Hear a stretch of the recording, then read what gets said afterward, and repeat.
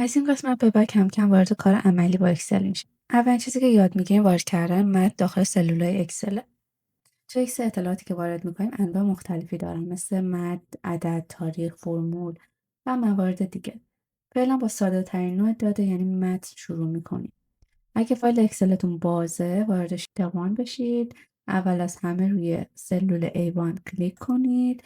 بعد عبارت monthly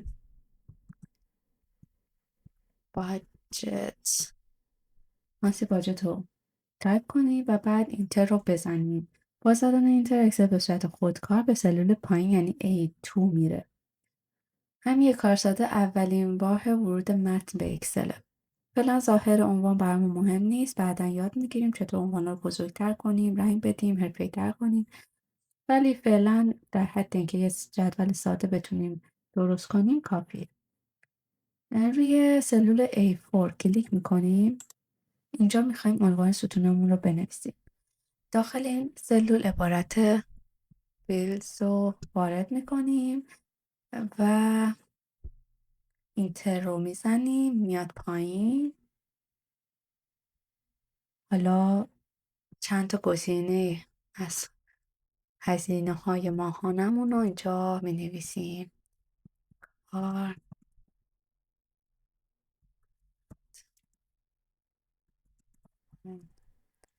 همین سه تا فعلا کافیه. مطمئنه که هزینه ها زیاده، ولی فعلا برای اینکه بیشتر آشنا بشین فقط در حدی که بتونید جدول ساده رو تمرین کنیم می‌نویسید. اگه شما خودتون دلتون خواست میتونید هزینه‌های واقعی خودتون رو وارد کنید.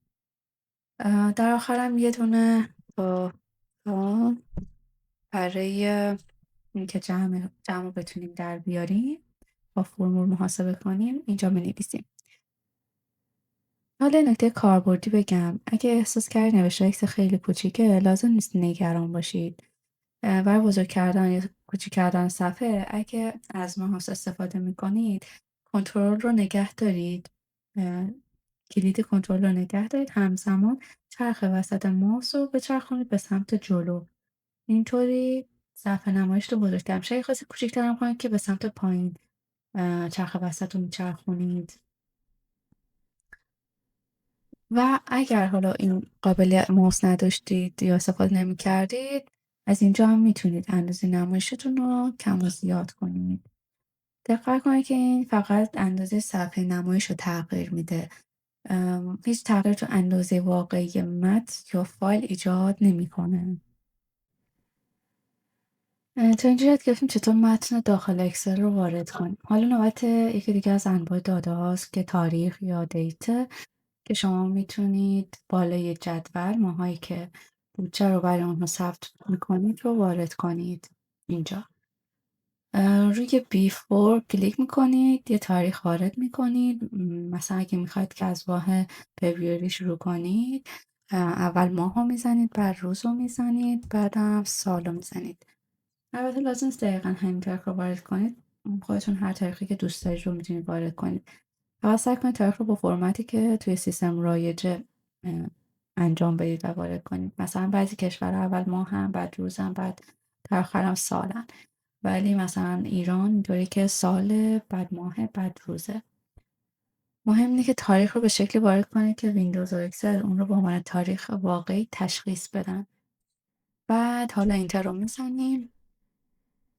یه نکته جالب این که وقت متنی که وارد کردیم مثل بیلز یا مانثلی باجت به صورت پیش‌فرض از سمت چپ سلول نمایش داده میشن اگه دقت کنید.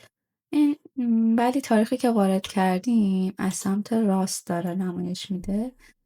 این اتفاق کاملا طبیعی، یکی از ویژگی اکسل با همین تفاوت ظاهری به شما نشون میده که این مقدار یه تاریخ واقعی، یعنی نه یه متن ساده.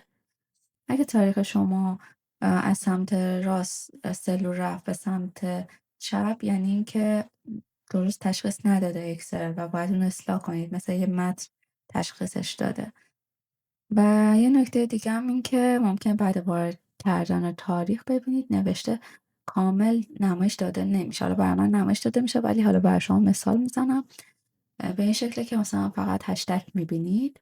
در این حال فقط کافیه نشانگر ماوستون رو بین ستون‌های B و C قرار بدید تقریبا یه شکل ماوس با یه فلش 2 طرفه اگه ایجاد شد کلیک میکنید و ستون رو به سمت راست میکشید. اینطوری فضای بیشتری رو برای سلولتون ایجاد میکنید. پس تا حالا با 2 تا داده مهم مثل متن و تاریخ آشنا شدیم. خب تا اینجا اولین تاریخ رو داخل جدول وارد کردیم. حالا میخوایم بقیه ماها رو هم بهش اضافه کنیم. یه راه اینه که تک تاریخ ها رو خودمون وارد کنیم، مثلا فوریه، مارس، آوریل، بعد می، همینطوری می‌نویسیم. اما اکسل یه قابلیت فوق‌العاده داره که این کار رو فقط تو چند ثانیه میتونید انجام بدید. اسم این قابلیت اتوفیله که شما روی سلولی که تاریخ رو واردش کردید کلیک میکنید، کنارش یه علامت به علاوه مثبت مشکی رنگ میفته. شما نشانگر ماوستون رو اونجا میبرید و برای اتوفیل از این استفاده میکنید. دکمه ماوس رو رها کنید، به سمت راست میکشید. همونطور که میبینی داره روزا بهش اضافه میشه. الان این 3 فوریه، این 4 فوریه، برای همین ولی ما میخوایم ماه تغییر کنه. برای این کار بعد از اینکه عمل کشیدن رو انجام دادید، پایین آخرین سلول یه دکمه کوچیک ظاهر میشه که روی اون کلیک میکنید. حالا چند تا گزینه میبینید مثل کپی سلز، بعد فیل دیز، ویک دیز، ماوس and years. شما میتونید بگید که من میخوام ماها رو شما فقط فیل کنی. اینطوری فقط ماهاتون تغییر پیدا میکنه.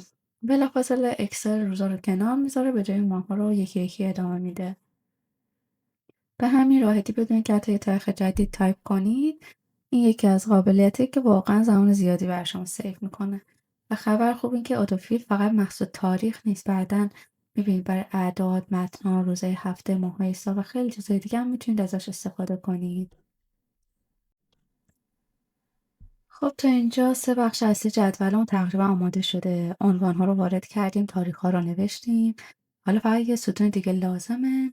توی آخرین ستون درست بعد از آخرین ماه کلمه توتال رو میتونید اضافه کنید دوباره توتال، که باز بتونیم جمع و حساب کنیم. حالا وقتشه با سومین نوع داده تو اکسل آشنا بشید، یعنی اعداد. این اعداد قراره که هزینه‌های ماهانه رو به ما نشون بدن. مثلا روی سلول B5 کلیک کنید و رنت رو مثلا بزنید 1000 تا. این سلول هزینه اجاره اولین ماهه. خب بعد اینتر رو که میزنید وارد مرحله بعدی میشه. 1000 تا رو که وارد کردید اینتر رو میزنید، وارد سلول بعدی میشه که هزینه ماشینه. مثلا این هم ما میزنیم 1000 تا و بعدی برای تلفن میزنیم 100 تا و بقیه هزینه هم که هر عددی که دوست داشتید. لازم نیست که دقیقا همین عدد باز میگم اشاره میکنم استفاده کنید. میتونید هزینه باقی خودتون رو بزنید. حالا فقط ستون اول رو پر نکنید. همین کار برای ماه بعدی هم انجام بدید. یعنی برای هر ماه هزینه مربوط به همون ماه رو بزنید. حالا چون هزینه هایی که من میخوام انجام بدم ثابته، من همین هزینه ها رو کپی پیست میکنم که وقت کمتری از من بگیره. تو پایان یه جدول دارید که 3 تا داده مختلف توش هست. متن مثل عنوان ها، اسم هزینه ها، تاریخ برای مشخص کردن ماه‌ها و اعدادم برای ثبت مبلغ هر هزینه. در واقع بیشتر فایل اکسل از همین 3 نوع داده است در نهایت. قبل از اینکه ادامه بدیم و جدولمون رو کامل تر کنیم، لازم با یکی از مهمترین مفاهیم اکسل آشنا بشیم. اونم سل رفرنسه یا آدرس سلول. اگه این بخش رو خوب یاد بگیرید، کار با فرمول ها و توابع اکسل براتون خیلی راحت تر میشه. همونطور که قبلا دیدیم بالای صفحه حروف انگلیسی مثل ABCD هستش. اینها ستون‌های اکسلن. سمت چپ هم اعدادن که شماره ردیف ها رو مشخص میکنن. حالا هر سلول از ترکیب یه ستون و ردیفه که مثلا توی فایل H4 این بالا میبینید که H4 نوشته. این آدرس همون چیزیه که بهش میگن سل رفرنس. شاید الان براتون سوال باشه اصلا چرا آدرس سلول انقدر مهمه. دلیل اول اینه که پیدا کردن اطلاعات خیلی راحت تر میشه. فرض کنید با همکارتون روی فایل دارید کار میکنید. به جای اینکه بگید اون عددی که وسط صفحه است، خیلی راحت‌تر میتونید بگید که سلول A5 رو بررسی کن. تو کمتر از چند ثانیه طرف مقابل دقیقا همون سلول رو پیدا میکنه. اما دلیل مهمتر اینه که تقریبا تمام فرمول‌های اکسل بر اساس همین آدرس ها نوشته میشن. مثلا میخواید ماه اول و هزینه ماه اول رو با هم جمع کنید، به جای اینکه خود اعداد رو داخل فرمول بنویسید، اکسل از سلول ها استفاده میکنه. مثلا میگه سلول B5 تا B9 اینا رو با هم جمع کن. به همین آشنا بودن با آدرس سلول ها یکی از پایه‌ترین مهارت‌های کار با اکسل محسوب میشه. یه نکته دیگه هم بدونید، تو اکسل آدرسه سلول ها فقط یه مدل وجود نداره. دو نوع آدرس‌دهی هستش. یکی آدرسه نسبیه relative references، دیدم absolute references. لازم نیستش نگران این دو مورد باشید. فقط بدونید که تو ادامه آموزش ها یاد میگیم که هر کدوم چه کاربردی دارن، چه زمانی باید استفاده کنیم. فعلا اینو تو خاطرتون باشه که هر سلول یه آدرس منحصر به فرد خودش رو داره که ستون و ردیفه.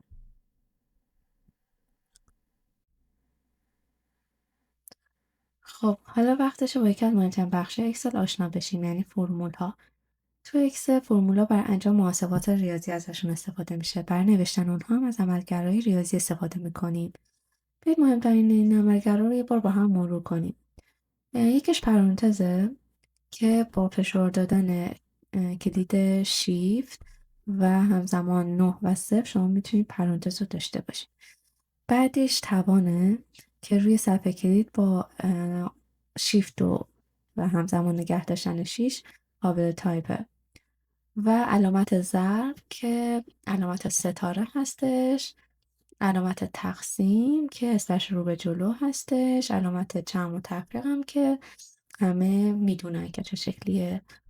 اگه صفحه کلیدی که ازش استفاده میکنه قسمت سمت راستش صفحه کلید عددیه، بیشتر این علامت ها همونجا در دسترسن و کار کردن با فرمول ها رو براتون راحت تر میکنن. حالا بیا چند تا مثال با هم تمرین کنیم. حالا شما یه جدول می‌بینید که تعداد بسته‌های ارسال شده توسط بخش‌های مختلف شرکت رو نشون میده. هدف ما اینه که مجموع همه این اعداد رو با هم توی یه سلول که B6 هست حساب کنیم. قبل هر چیز یه قانون بسیار مهم وجود داره که تمام فرمول‌های اکسل بدون استثنا با علامت مساوی شروع میشن. فرقی نمیکنه فرمول شما خیلی ساده باشه، پیچیده باشه، همیشه اولین کار نوشتن علامت مساویه. پس روی سلول B6 کلیک میکنید و علامت مساوی رو قرار میدید. این علامت به اکسل اعلام میکنه که قراره یه فرمول وارد بشه، نه یه متن یا عدد معمولی. یه روش اشتباه اینه که وسوسه بشید و فرمول رو به این شکل بنویسید 120 به علاوه 160 به علاوه 80. خب اینم محاسبه میکنه در نهایت، ولی اصلا این روش تو اکسل پیشنهاد نمیشه. چرا؟ شما خود اعداد رو داخل فرمول نوشید. فرض کنید بعدا مقدار 120 به 125 تغییر کنه. اگر عدد داخل جدول تغییر داده بشه، توی نتیجه هیچ تغییری داده نمیشه و توتالش هنوز همونه. یعنی ارتباطی با جدول وجود نداره. روش صحیح چیه؟ اینکه به جای نوشتن خود اعداد آدرس سلول ها رو باید بزنید. مساوی رو میذارید به این شکل و در نهایت اینتر رو میزنید. اینطوری هر تغییری که شما توی جدولتون بدید نتیجه هم تغییر داده میشه به صورت خودکار، به روز رسانی میشه. این دقیقا یکی از بزرگترین مزیت‌های استفاده از اکسله. پس نتیجه میگیریم. برای نوشتن یه فرمول جمع حتما اول علامت مساوی بذارید، روی اولین سلول کلیک کنید، علامت پلاس بذارید، سلول بعدی رو انتخاب کنید. این کار رو تا آخر ادامه بدید و در نهایت کلید اینتر رو بزنید که جواب براتون نمایش داده بشه. به همین سادگی اولین فرمول واقعی خودتون رو تو اکسل ایجاد کردید. حالا نوبت یکی دیگه از پرکاربردی عملگرای اکسل یعنی ضرب. این شیت جدول ساده رو میبینید که 4 تا ستون داره. آیتم که نام کالاست، پرایس که مبلغشه، کوانتیتی تعدادشه و مبلغ کل هم توتاله که هدف ما اینه که مبلغ کل هر کالا رو محاسبه کنیم. برای این کار مثل همیشه اولین قدم اینه که علامت مساوی رو اینجا تایپ میکنیم و بعدش روی سلولی که قیمت کالا روش وجود داره کلیک میکنیم و علامت ضرب رو بعدش قرار میدیم و بعدش هم تعداد اون کالا رو و اینتر رو میزنیم. اکسل قیمت رو توی تعداد ضرب میکنه و مبلغ کل رو نمایش میده. چرا از آدرس سلول استفاده میکنیم؟ همونطور که قبلا هم گفتیم اگر مستقیما فقط اعداد رو تو توتال بنویسیم، اگر بعدا تغییری تو اعداد بدیم توی نتیجه تأثیری نمیده. برای همین بهتر به جای نوشتن اعداد از آدرس سلول استفاده کنید که هر تغییری توی جدولتون داده میشه توی نتیجه هم آپدیت شه. خب یه روش سریعتر اینه که حالا میخوایم بقیه رو هم حساب کنیم. یه روش سریعتر اینه که بعد از اینکه اولین فرمول رو نوشتید بیاید و از اتوفیل استفاده کنید. گوشه پایین سمت راست سلول رو بگیرید و به سمت پایین بکشید. اکسل به صورت هوشمند فرمول رو بر بقیه ردیف هم کپی میکنه و آدرس سلول ها رو به صورت خودکار تغییر میده. این یکی از مهمترین قابلیت اکسله که باعث میشه در چند ثانیه بتونید صدها هزار محاسبه رو انجام بدید.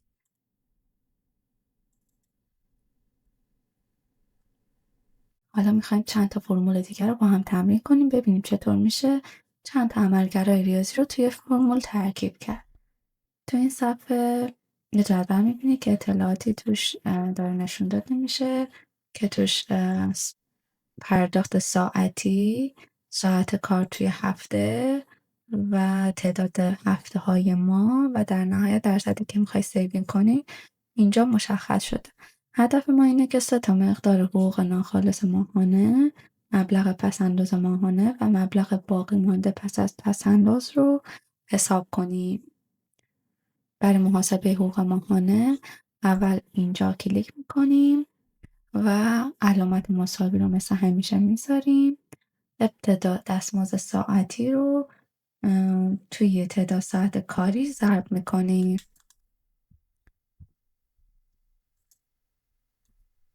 خب اینتر رو میزنیم. این فقط نتیجه یه هفته کاره که به ما نشون میده ولی ما میخوایم که ماهانش رو حساب کنیم. برای همین باید فرمول رو کامل تر کنیم. دوباره روی سلول دوبار کلیک میکنیم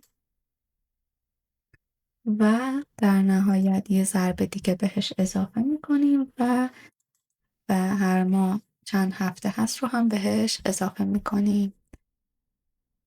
به این طریق شما میتونید به صورت ماهانه ببینید که درآمد این فرد چقدر هست، حقوق ناخالصش.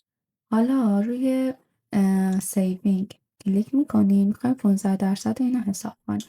میایم میگیم که حقوق کلمون ضرب در این درصدی که میخوایم پسنداز کنیم. در نهایت مبلغی که باید پسنداز بشه اینجا نشون داده میشه. حالا میخوایم بدونیم بعد از کنار گذاشتن مبلغ پسنداز چه مقدار از حقوق باقی میمونه. میایم اینجا یه مساوی میذاریم، میگیم که این منهای سیوینگمون اگه بشه در نهایت چقدر برامون میمونه؟ 2,900 خورده ای. پس تو این تمرین با چند تا عملگرای مهم مثل ضرب و تفریق آشنا شدیم دوباره و چند تا تمرین براش انجام دادیم که بیشتر برامون جا بیفته. خب آخرین تمرینی که میخوایم اینجا انجام بدیم و بعدش دوباره به فایل بودجه ماهانه برگردیم ترابل تایمه. که اینجا یه سری اعداد نوشته شده که میخوایم مسافت که 300 مایل هستش، سرعت 60 مایل بر ساعت هست و زمان استراحت که 1.5 ساعت هست. هدف ما اینه که کل زمان سفر رو محاسبه کنیم. برای این کار باز دوباره علامت مساوی میذاریم قسمت توتال. برای محاسبه مدت زمان رانندگی باید مسافت رو سرعت تقسیم کنیم. برای همین میایم مسافت رو تقسیم بر سرعت میکنیم و اینتر رو میزنیم، میشه 5. مرحله دوم میخوایم که اضافه کنیم زمان استراحت رو، چون این فقط سفر نیست، یه زمان استراحت هم داره. برای همین روی دوباره نتیجه کلیک میکنیم دوبار و در انتهای فرمول باید اینو بهش اضافه کنیم. در نهایت یه به علاوه میذاریم و اینو اضافه میکنیم. همین فرمول رو یکم حرفه‌ای‌تر و خواندن‌تر بنویسیم. فرمول رو دوباره ویرایش میکنیم و قسمت تقسیم رو داخل پرانتز میذاریم.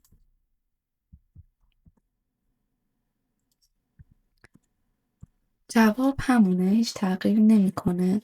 اما چرا پرانتز استفاده میکنیم؟ چون پرانتز به اکسل و همچنین به هر کسی که فرمول رو میبینه نشون میده که ابتدا این بخش باید محاسبه بشه و بعد بقیه عملیات رو انجام بده. حتی اگه پرانتز رو ننویسیم باز هم ابتدا تقسیم رو انجام میده، ولی تو ریاضیات تقسیم قبل از جمع محاسبه میشه همیشه. این باعث میشه خوانا باشه، مرتب‌تر باشه. توی فرمول‌های بزرگ و پیچیده احتمال خطا میاد پایین. به همین دلیل بسیاری از کسایی که حرفه اکسل کار میکنن حتی زمانی که پرانتز از نظر ریاضی ضروری نیست باز هم از این استفاده میکنن تا فرمولاشون واضح‌تر و قابل فهم‌تر باشه.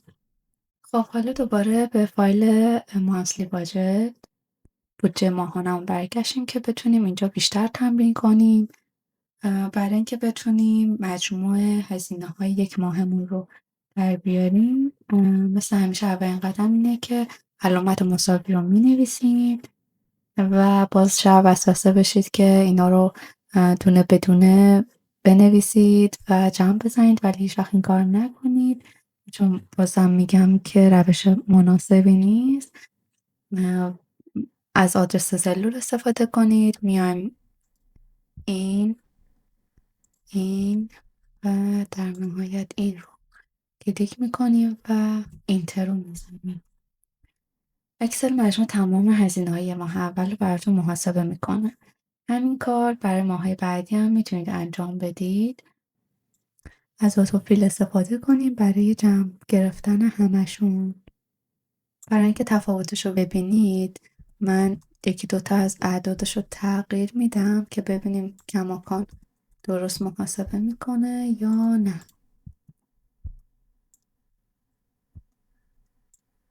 خب همونطور که دیدید وقتی که من عدد رو عوض کردم نتیجه هم تغییر کرد. حالا نوبت میرسه که ما میخوایم هر ردیف رو جمعش رو در بیاریم، ببینیم که چقدر برای اجاره هزینه کردیم. باز دوباره مساوی رو میذاریم و به ترتیب اینا رو جمعش رو مینویسیم. خب باز دوباره از اتوفیل استفاده میکنیم که به صورت تکراری نیایم و جمع بزنیم.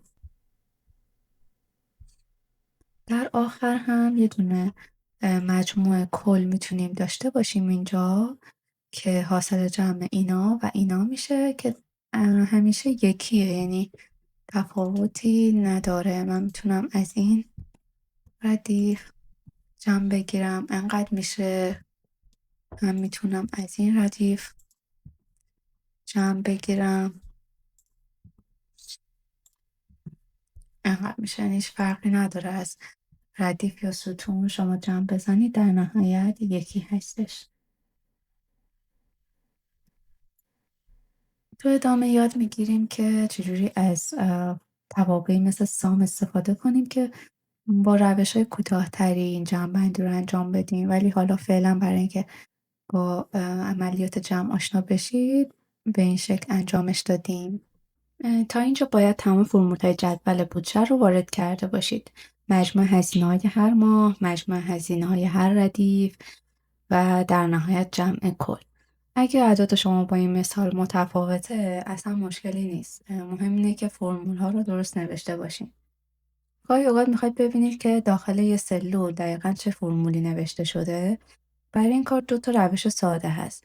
روش اول این که رو اون سلول 2 بار دابل کلیک کنید که در نهایت فرمول باز میشه و اکسل با رنگ‌های مختلف نشون میده اونو. این رنگ‌بندی کمک میکنه راحت‌تر متوجه بشید که هر بخش از فرمول به کدوم سلول اشاره میکنه. روش دوم اینه که یه بار روی اون سلول کلیک کنید و قسمت بالا تو فرمولا بار کاملا نشون داده میشه و حتی از اونجا میتونید ویرایش کنید. با توجه به سلیقه خودتون میتونید از یکی از این روش ها استفاده کنید.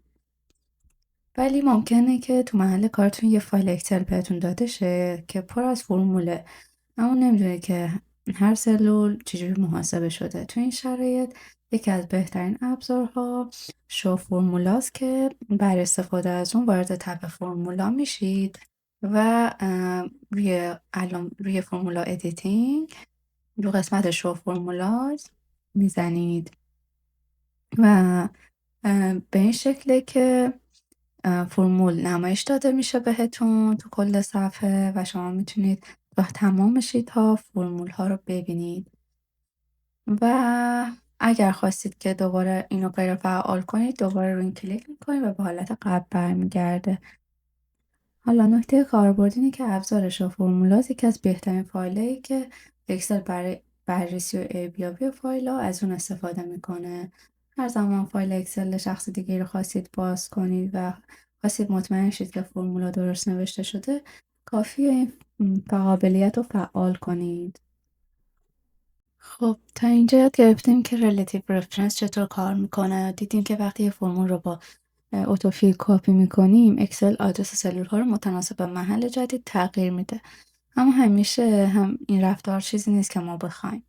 لازمه که یه سلول همیشه ثابت بمونه، حتی اگه فرمول ها به سلول دیگه کپی کنیم و بخواد که منتقل بشه. برای این کار ما ابسولوت رفرنسز یا آدرس ثابت رو استفاده میکنیم. 15% رو حساب کنیم، میایم و مبلغمون رو ضرب در 15% میکنیم. هدف ما اینه که بدونیم هر هزینه چند درصد از کل هزینه هاست. و بعد از اینکه این کار رو انجام دادیم میخوایم که به بقیه هم اعمال بشه و میبینید که نتیجه چیزی نشد که ما میخوایم. وقتی روش کلیک کنید میبینید که با هر اتوفیلی که شما میکشید همه عددها تغییر میکنه. برای اینکه با همچین خطایی درگیر نباشید، بهتره که این عدد رو یا این سلول رو به نوعی ثابتش کنید. قبل از حروف و قبل از عدد علامت دلار رو میذارید. البته شما میتونید با F4 هم به صورت اتوماتیک این کار رو انجام بدید. بعدش که حالا اتوفیل رو اعمال میکنید دیگه به شرط کامل بهتون جواب درست رو میده. هر زمان داخل یه فرمول یا روی آدرس قرار بگیرید و F4 رو فشار بدید، اکسل علامت‌های دلار رو به اون اضافه میکنه و این یکی از پرکاربردترین میانبرهای صفحه کلید اکسل هم هستش که تو همه پروژه‌ها تقریبا از اون استفاده میکنید.